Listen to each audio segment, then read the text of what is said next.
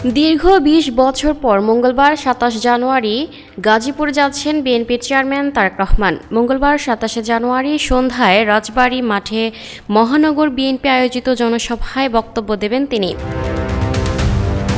তার আগমন উপলক্ষে উজ্জীবিত বিএনপি ও সহযোগী সংগঠনের নেতাকর্মীরা। এরই মধ্যে গাজীপুরের রাজবাড়ী মাঠে তারেক রহমানের বরণের জন্য সব রকম প্রস্তুতি গ্রহণ করেছেন দলের নেতাকর্মীরা। সভামঞ্চ তৈরির পাশাপাশি জেলার বিভিন্ন পয়েন্টে তারেক রহমানকে সংবর্ধনা জানাতে নেওয়া হয়েছে ব্যাপক প্রস্তুতি। আসন্ন ত্রয়োদশ জাতীয় সংসদ নির্বাচনের প্রচারণায় তারেক রহমানের উপস্থিতি ঘিরে গাজীপুরে ৫টি উপজেলা ও মহানগরে বিএনপির নেতাকর্মীদের মাঝে ব্যাপক আনন্দ বিরাজ করছে। দীর্ঘ ২০ বছর পর তার আগমন ঘিরে নেওয়া হয়েছে প্রয়োজনীয় প্রস্তুতি। রাজবাড়ী মাঠ জুড়ে নেতাকর্মীদের উচ্ছ্বাস স্লোগানে উত্তাল হয়ে উঠেছে এরই মধ্যে।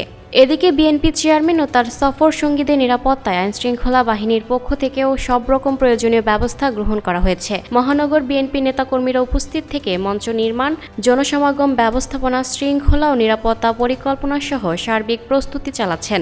এর আগে গত রোববার গাজীপুরের টঙ্গীতে সাবেক সংসদ সদস্য বিএনপি নেতা হাসান উদ্দিন সরকারের বাসভবনে জনসভা উপলক্ষে প্রস্তুতি সভা অনুষ্ঠিত হয়।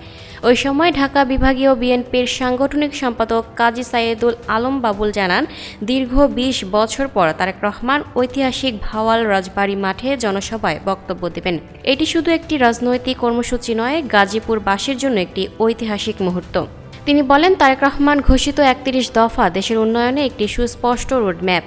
গাজীপুর মহানগর বিএনপির সভাপতি শওকত হোসেন সরকার জানান, বিএনপির চেয়ারম্যান তারেক রহমানের আগমন ঘিরে সব রকমের প্রস্তুতি গ্রহণ করা হয়েছে।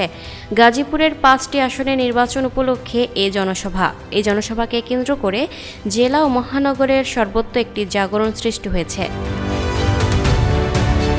Lucky Akter, people voice television, Dhaka.